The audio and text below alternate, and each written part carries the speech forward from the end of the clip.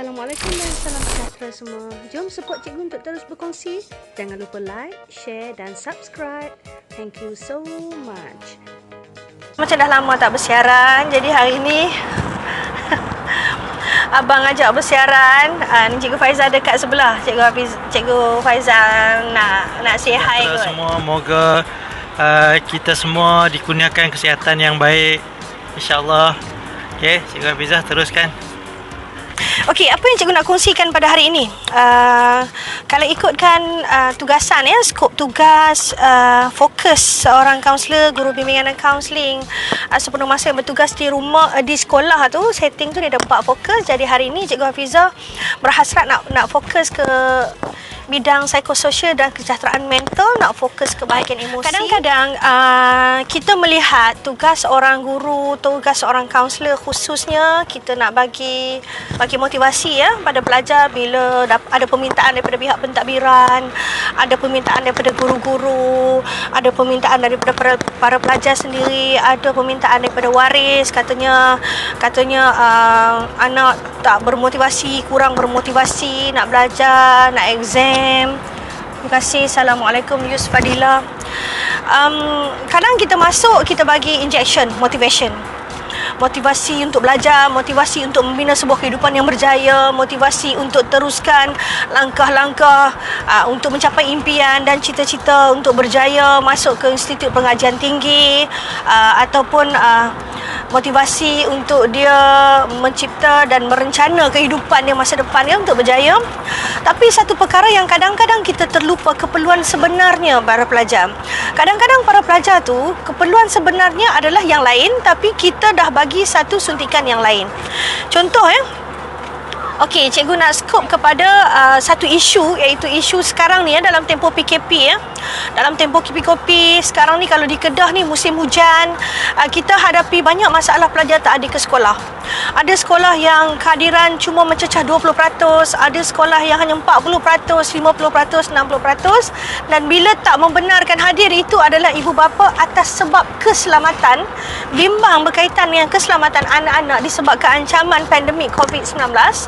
Jadi kita sekolah tidak boleh nak ambil sebarang tindakan untuk isu ini, kerana itu hak mak bapak lah bila anak-anak tidak dihadir atas dasar keselamatan. Jadi kalau di sekolah-sekolah yang Cikgu Hafizah ditugaskan, sekolah harian biasa ya, ketidakhadiran, kalau sekarang ini ketidakhadiran, bila cikgu masuk untuk cuba mengenal pasti ya, mengenal pasti melalui sesi temu bual, home visit, dan kita telefon waris ataupun pelajar itu sendiri.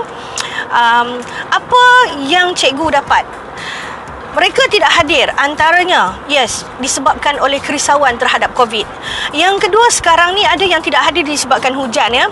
Kita jangan ingat ada yang orang lain boleh mai sekolah, hujan kenapa kamu tak boleh mai? Anak-anak pelajar kita dia berbeza ya. Ada yang ibu ayahnya memang ada kenderaan, ada kereta, boleh datang ke sekolah. Ada yang cuma ada motor. Ada yang cuma datang ke sekolah dengan menaiki basikal ataupun motosikal. Jadi untuk orang sebegini, kadang-kadang disebabkan cuaca hujan sekarang ini, dia masalah untuk datang ke sekolah. Okey. Kemudian ada juga yang tidak datang ke sekolah. Yang ni cikgu-cikgu, kita ibu bapa yang kita berlapang dada ya, kita mendengar luahan-luahan anak-anak ini. Dia tak datang ke sekolah sebab dia rasa tak seronok. Okey. Kenapa dia tak seronok? Kita kena fahami ya, anak-anak pelajar ni yang berpersonaliti sosial, dia datang ke sekolah seronoknya bila boleh bersama dengan kawan. Dia datang ke sekolah, dia nak belajar, dia dalam kelas, dia seronoknya bila mejanya didekatkan dan duduk dalam kumpulan, dia boleh berinteraksi bersama dengan kawan-kawan. Itu keseronokan pada dia, sebab orang yang berpersonaliti sosial ni, gaya belajar yang sesuai dengannya, yang seronok bagi dia adalah berinteraksi, berbincang, berkolaborasi. Jadi apabila mengikut SOP di dalam kelas, meja-meja telah dijarakkan 1 meter dan duduk setting macam peperiksaan. Betul, semua berbeza, jangan suka banding. Ya betul, ini pun guru bimbingan dan kaunseling insya-Allah sangat memahami, insya-Allah. Bila dijarakkan, suasana itu memberi kesan kepada emosinya, kepada jiwanya, dia setting macam peperiksaan. Jadi kawan-kawannya ada kat belakang, dia tak nampak ya. Lagi ada yang tidak datang ke sekolah disebabkan tertekan. Jadi cikgu-cikgu, para waris yang ada bersama dengan Cikgu Hafizah ini, kita berlapang dada ya. Kadang-kadang Sama ada kita sedar ataupun tidak, apabila pelajar itu sudah datang ke sekolah, kita masuk ke kelas, kita mulakan dengan marah, kita mulakan dengan leteran, kita mulakan dengan tindakan-tindakan seperti peli. Tak main sekolah dah seminggu dah, ingatkan dah tak nak datang terus dah, ingatkan nak berhenti sekolah. Benda-benda begitu, walaupun bila kita katakan begitu, kita lihat dia mungkin tersenyum, tapi kita tak perasan dia telah memberi satu impak kepada emosinya. Maka rasa seronok untuk belajar itu hilang. Dan sesuatu tindakan kita memberi kesan yang berbeza bagi setiap anak murid. Dia berbeza ya. Bagi murid yang mentalnya kuat, mungkin kesan tidak seberapa. Bagi murid yang dia lebih orang yang sensitif, datang ke sekolah mungkin di rumah dah ada masalah lain, masalah kewangan, masalah ibu ayah berkonflik. Jadi apa yang kita cakap itu memberi kesan lebih berbanding dengan orang lain ya. Jadi ada juga yang tidak datang ke sekolah kerana masalah kewangan. Kenapa ya? Ini yang cikgu kongsi ini semua adalah kisah-kisah benar, cuma cikgu tak sebut di sekolah mana terhadap budak mana. Ada yang tidak datang ke sekolah kerana memang masalah kewangan. Puan Fauziah Ramli, Assalamualaikum. Waalaikumsalam warahmatullahi wabarakatuh. Terima kasih kerana bersama dengan saya dalam perkongsian yang santai di hari Jumaat ini. Mudah-mudahan di hari yang baik ini, penghulu segala hari yang ada bersama dengan Cikgu Hafizah dalam sebuah perkongsian ilmu, insya-Allah diberkati oleh Allah Subhanahu Wa Taala. Kalau ada masalah kesihatan, Allah angkat penyakit itu dan berikan kesihatan untuk seluruh keluarga. Kalau ada yang masih sambung belajar, anak-anak yang belajar, Allah berikan ketajaman akal fikiran dan keterangan hati untuk mudah menuntut ilmu, insya-Allah. Amin ya rabbal alamin. Boleh share silakan, boleh beri pandangan silakan. Kalau ada soalan nak tanya silakan. Kalau tak sempat cikgu jawab sekarang, cikgu akan jawab kemudian, sebab sebentar lagi kami akan masuk ke kawasan yang lainnya sangat tak stabil, bimbang disconnection. Okey, ada yang tidak datang ke sekolah kerana masalah kewangan tadi ya. Nampak macam perkara itu kecil. Disebabkan masalah kewangan, tidak ada duit untuk isi minyak motor, maka tidak ada ke sekolah seminggu. Disebabkan masalah kewangan, tidak hadir ke sekolah kerana tidak ada wang untuk makan. Okey, cikgu dah sebut tadi ya, punca-punca pelajar tidak hadir sekarang ini dalam tempoh PKP ini, antaranya disebabkan oleh COVID, disebabkan oleh hujan, disebabkan oleh datang ke sekolah, proses pembelajaran di kelas tidak lagi menyeronokkan. Ada yang disebabkan oleh tekanan itu banyak aspek ya. Adik Nur Syaimah setuju, belum lagi bab dah banyak tertinggal. Yes, ada disebabkan oleh tekanan boleh banyak sebab ya. Sebab disebabkan mungkin sebelumnya ahli keluarga ada pakai gelang pink di perintah kuarantin, maka dia juga tidak datang ke sekolah, tidak disarankan datang ke sekolah, maka dia tertinggal. Jadi bila dia datang, banyak benda tertinggal, memberi kesan terhadap emosinya. Kemudian tadi cikgu sebut kewangan, dan juga ada yang tidak datang ke sekolah disebabkan oleh faktor keluarga. Kenapa? Ada anak-anak pelajar kita yang tidak datang ke sekolah kerana dia terpaksa menjaga adik di rumah, adik yang masih kecil, sebab maknya keluar untuk mencari rezeki. Ada yang tidak datang ke sekolah kerana dia menjaga atuknya, neneknya atau ibu dan ayahnya yang sakit. Dan ada kes terdahulu yang Cikgu Hafizah agak terkejut. Seorang insan ini yang cukup baik tidak datang ke sekolah kerana berminggu-minggu dialah yang menguruskan masukkan susu ke dalam tiup neneknya yang terbaring. Ya. Kemudian ada yang tak datang ke sekolah yang disebabkan bila dia datang, dia ada sedikit masalah pembelajaran ya. Contohnya dia umur 15 tahun tetapi dia level IQ-nya tidak sama seperti rakan sekelas. Jadi dia sangat lambat tangkap apa yang cikgu ajar. Disebabkan dalam kelas tu ada 30 orang, jadi hanya 1 atau 2 saja seperti dia yang lambat tangkap, yang dia very slow. Jadi dia tertinggal, dia tak faham, dia tertinggal, dia tak faham. Lama-lama dia tertekan, belajar tidak lagi menyeronokkan. Dan guru memberi tumpuan yang lebih kepada yang majoriti tadilah untuk meneruskan PDPC mengikut level mereka. Jadi bila makin lama hilang minat akan berlaku, rasa rendah diri, maka langkah yang diambil adalah tak pergi ke sekolah. Jadi ibu bapa yang tidak tahu sebab sebenar lebih kepada menganggap dan menuduh anak itu malas. Jadi bila malas itu, bila dah rasa tak seronok itu datang, dia mula malas untuk bangun pagi. Kadang-kadang dah siap tapi akhirnya macam berat, buat perangai, meragam, tak nak pergi sekolah, akhirnya tidak pergi ke sekolah ya. Itu antara punca. Banyak lagi punca yang cikgu tak kongsikan. Okey, banyak hari maka dia akan memberi tekanan kepada emosi kerana dia mula tertinggal dengan pelajaran. Kemudian kerja sekolahnya bertambah. Kadang-kadang tidak hadir, cikgu kirim kerja sekolah, buat muka surat berapa sehingga berapa. Jadi dia tak boleh buat tanpa bimbingan guru. Kerja sekolah itu makin bertimbun, maka memberi tekanan kepada dia. Okey. Jadi kita faham situasi yang berlaku. Untuk seorang kaunselor sangatlah perlu untuk peka terhadap psikososial dan kesejahteraan mental pelajar-pelajar. Jadi apabila pelajar-pelajar dirujuk, apabila guru-guru dah bagi makluman tentang pelajar ini begini, pelajar ini begini, jangan terus untuk ambil tindakan. Bila ada guru maklumkan kata pelajar ni nampak tak bersemangat, kaunselor bagi motivasi sikit. Kalau nampak pelajar ni macam bermasalah, kaunselor minta dia datang ke sekolah. Sepatutnya apa yang perlu dibuat dahulu adalah perkara pertama, cuba kenal pasti sebagai seorang kaunselor, guru bimbingan dan kaunseling sepenuh masa di sekolah. Apa yang perlu kita buat? Langkah pertama adalah cuba mendekati dan cuba mendalami apakah sebab sebenarnya. Dan kalau kita nak tahu apa punca dia tidak hadir ke sekolah, kita perlukan jiwa yang lapang dan terbuka, berlapang dada untuk dia menyatakan apa saja, untuk dia menulis apa saja. Bila kita dah tunjuk suasana begitu, dia rasa apa saja yang dia berikan kita akan terima tanpa syarat, maka dia akan jujur. Jawapan jujur itu penting untuk kita meneruskan langkah intervensi. Ya, baik, hasil daripada apa yang cikgu lakukan yang berbentuk kajian keperluan, yang berbentuk kita identify apakah punca, apakah sebab, maka beberapa tindakan cikgu mula rangka seperti apabila insan-insan yang difokuskan ini datang ke sekolah, apa yang cikgu buat adalah, ini cara cikgu kalau cara cikgu ini baik, bolehlah diikut buat bersama. Tapi kalau ada kekurangan, tuan-tuan perempuan, guru-guru, ibu bapa yang ada kat sini, buatlah penambahbaikan, murnikanlah. Ya, cikgu bukan insan yang sempurna, cuma cikgu menjalankan tugas bersandar kepada ilmu Allah yang cikgu pelajari. Dan cikgu akan ada kekurangan sana dan sini, cuma makin kita buat, makin kita baiki diri. Makin kita mengajar, makin kita belajar. Makin kita memberi, makin kita dapat. Kita tidak akan pernah sempurna, sebab menuntut ilmu dan membaiki diri itu tidak akan terhenti sehinggalah nafas kita terhenti.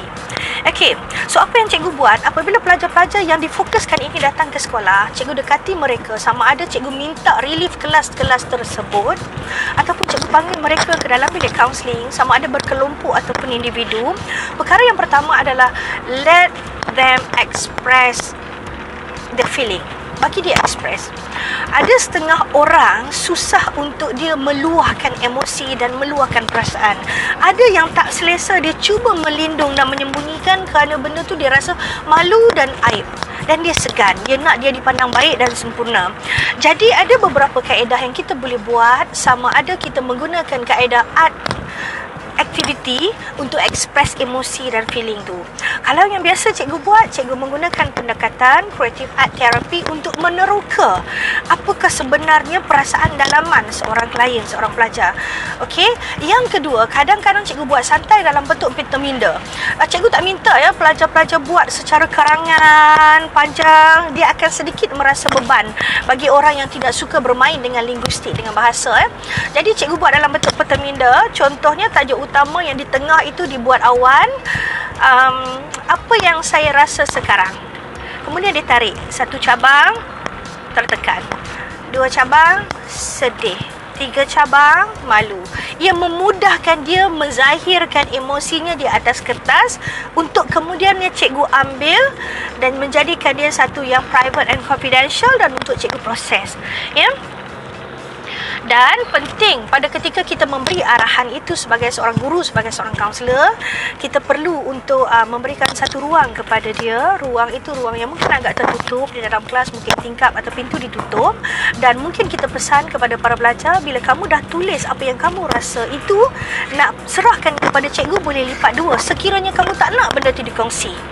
Okey, dan hasil apa yang you buat itu hanya akan dibaca oleh cikgu sahaja, dan kemudian cikgu proses dan masuk dalam file sulit. Kalau nanti ada mana-mana guru yang datang atau cuba masuk ke kelas, mungkin nak bertanya atau cari pelajar, segera lipat tutup, sebab cikgu nak memberikan satu rasa selesa, cikgu nak beri dia ruang, kepercayaan bahawa cikgu terima apa saja yang ditulis dan luahan di situ. Kemudian apabila langkah seterusnya cikgu nak buat satu proses, cikgu nak atasi luahan yang awal tadi. Okey, ada pelajar-pelajar cikgu yang menyatakan datang ke sekolah belajar masa PKP ni dia tidak seronok seperti dulu. Proses pembelajaran tidak lagi seronok macam dulu, cikgu. Kenapa? Bila cikgu teroka lebih dalam, barulah cikgu kenal pasti rupa-rupanya majoriti mereka berpersonaliti sosial. Dan orang-orang yang berpersonaliti sosial, gaya pembelajaran yang sesuai dan disukai olehnya adalah melalui interaction, discussion, collaboration dan bersembang dan bertanya pandangan dengan kawan. Tetapi disebabkan oleh setting kelas-kelas macam kelas exam yang disebabkan oleh SOP telah dijarakkan 1 meter antara satu sama lain dan pelajar itu kawan-kawannya ada di belakang, menyukarkan dia untuk berinteraksi dengan nada yang perlahan, kadang-kadang dia tak nak orang lain dengar. Maka cikgu pun come out dengan idea, bila kelas itu cikgu masuk, cikgu akan buat setting semula. Okey, kita akan buat dalam bentuk V shape atau U shape, masih lagi dengan penjarakan 1 meter, tetapi pelajar-pelajar boleh melihat muka antara satu sama lain. Jadi bila cikgu mula buat macam ni, cikgu nampak kelas itu lebih hidup, dia lebih ceria. Dan kenapa cikgu bertindak begitu? Bertindak mengikut keperluan. Kerana hasil daripada dapatan menunjukkan PDPC tidak lagi menyeronokkan untuk mereka disebabkan oleh PKP, dan mereka ini berpersonaliti sosial yang memerlukan mereka melihat muka kawan, berinteraksi secara bebas, bersemuka berbanding dengan kedudukan sebelumnya depan belakang. Aktiviti ni buat dalam kelas ke cikgu? Ya, mengikut kesesuaian. Contoh sekarang ni dalam keadaan PKP, kehadiran tidak begitu memberansangkan. Jadi kelas yang kadang-kadang ada 30 orang, 30 meja yang disusun, tetapi hari itu datang 13 orang, 8 orang, kadang mungkin 10 orang. Jadi membolehkan kelas itu boleh disusun semula kerusi dan meja dalam bentuk V shape atau U shape. Jadi kalau cikgu punya aktiviti itu, cikgu lah menjadi guru, cikgu ada kat tengah lah. Jadi cikgu boleh melihat semua mereka dan mereka boleh melihat semua muka kawan. Dia lebih selesa. Kalau cikgu nak buat aktiviti yang ada guru muda, guru itulah yang akan duduk di tengah dan cikgu akan duduk di mana-mana kerusi sebagai pelajar untuk jadi facilitator sahaja. Jadi kalau nak buat dalam kelas, tengok kesesuaian kelas, masih lagi mengikut SOP, penjarakan meja antara pelajar dengan pelajar adalah sekurang-kurangnya 1 meter. Kita nak jaga yang tu Okey, kemudian next kelas ataupun next intervention barulah cikgu laksanakan. Setelah ingat, apabila kita dah teroka apa sebenarnya yang dia rasa, kita bagi dia luar, kita bagi dia express, sama ada secara verbal bercakap atau melalui art activity ataupun melalui peteminda yang cikgu sebutkan tadi, dah habis dia keluarkan, barulah kita nak mula injection, sama ada bimbingan menguruskan emosi atau motivasi ataupun bimbing cara menangani konflik atau krisis yang dia hadapi. Maka jadilah kita bekerja berdasarkan keperluan. Bukan kita bekerja macam shock sendiri. Kita rasa dia perlu motivasi, kita buat motivasi. Sedangkan apa yang dia perlu adalah pengurusan emosi. Kita rasa pelajar ni nampak seperti bermasalah, dia tak pandai urus masa, kita pun bimbing dia pengurusan masa. Sedangkan yang dia perlu adalah satu medan luahan untuk dia menzahirkan perasaan-perasaan yang sudah syarat itu. Rasa tertekan, rasa malu, rasa sedih. Sebab kita kena faham macam Cikgu Hafizah, sekolah-sekolah yang cikgu ditugaskan sebagai seorang kaunselor adalah sekolah harian biasa. Jadi majoriti pelajar cikgu latar belakang sosioekonomi mereka rendah dan sederhana. Jadi mereka datang ke sekolah, mereka adalah datang daripada keluarga-keluarga yang ada masalah kewangan, ada masalah kefungsian keluarga, ada masalah konflik, ada masalah ketidakmampuan dan macam-macam lagi.